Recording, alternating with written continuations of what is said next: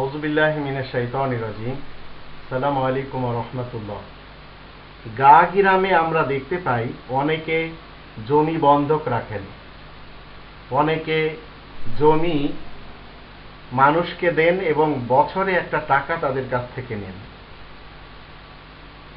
আর এই জমি যাদেরকে দেওয়া হয় তারা মূলত মেহনত করে খান। তারা এই জমি নিয়েই সবসময় হাল চাষ করেন, চাষাবাদ করেন, ফসলাদি তারা লাগান, আর আল্লাহ রাব্বুল আলামিন তাদেরকে এই জমি থেকে ফসলাদি দিয়ে থাকেন। তো জমি বন্ধক রাখা কোরআনের দৃষ্টিতে বৈধ হবে কিনা? 1 বিঘা জমি দেখা গেল একজন রাখছে, বছরের শেষে সে 10,000 টাকা নিচ্ছে। আর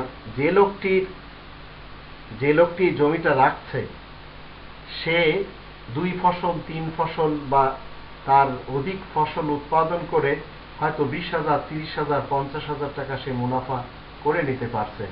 তো এই ধরনের এই যে প্রথা, এগুলি কোরআনের দৃষ্টিতে আমরা কতটুকু দুরূহ পাব? কোরআনে যদি 4 নম্বর সূরা আন-নিসা এর 29 নম্বর আয়াতে দেখি, এখানে আল্লাহ বলছেন, ইয়া আইয়ুহাল্লাযীনা আমানু লা তা'কুলু আমওয়ালাকুম বাইনাকুম বিল বাতিল ইল্লা আন তাকুনা তিজারাতান আন তারাদিন মিনকুম ওয়া লা তাকতুলু আনফুসাকুম ইন্নাল্লাহা কানা বিকুম রাহিমা ওয়া মান ইয়াফআল যালিকা উদওয়ানান ওয়া যুলমান ফাসাওফা নুসলিহি নারা ওয়া কানা যালিকা আলাল্লাহি ইয়াসীরা। এখানে আল্লাহ রাব্বুল আলামিন কোরআনের 4 নম্বর সূরা আন-নিসা এর 29 এবং 30 আয়াতে বলছেন, তোমরা যারা ঈমান এনেছো শোনো, তোমরা নিজেদের একে অন্যের বিষয় সম্পত্তি অন্যায়ভাবে মোটেই খাবে না, তবে ব্যবসার উপলক্ষে নিজেদের সম্মতি অনুসারে।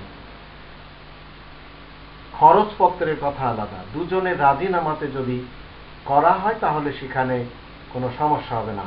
তোমরা নিজেদের মধ্যে একে অপরকে অসম্মান করবে না, হত্যা করবে না, খুনাখুনি করবে না। আল্লাহ তোমাদের সাথে বড়ই দয়াময়, এ কথা সত্য সুনিশ্চিত। যে কেউ তেমন করবে সীমা লঙ্ঘনকারী এবং জালিম হিসেবে, তাকে তো আমি শীঘ্রই আগুনে পৌঁছে দেব। এই কাজটি আল্লাহ তাআলার জন্য খুবই সহজ।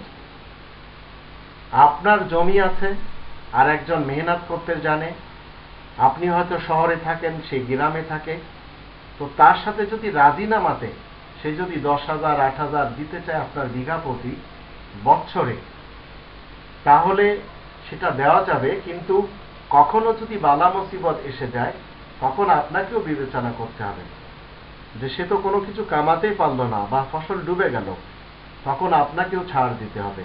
তো এমত অবস্থায় এ ধরনের বন্ধক রাখলে কোনো গুনাহ হবে না ইনশাআল্লাহ।